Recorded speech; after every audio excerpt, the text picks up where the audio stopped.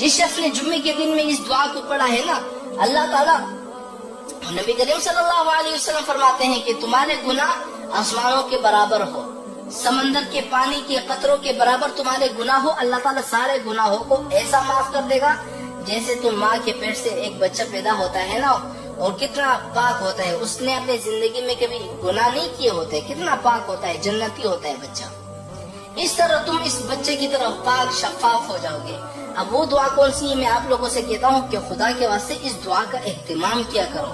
اپنے والدین کو، اپنے رشتہ داروں کو، اپنے دوست تک ان دعا کو پہنچاؤ، اور اگر آپ کی وجہ سے کس نے اس دعا کو پڑھ لی نا تو آپ کو بھی اس کے برابر ثواب ملے گا۔ اب وہ دعا کون سی ہے ذرا نوٹ کر لیں، یاد رکھیں، اگر آپ نے اس دعا کو سن لیا نا اور اپنے دوستوں کو نہیں بتایا، یاد رکھیں یہ ایک قرض ہوگا آپ پر،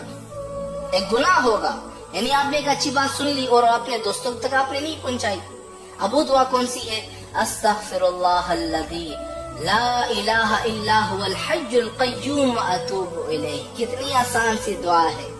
آپ نے جمعے کے دن میں اس دعا کو پڑھ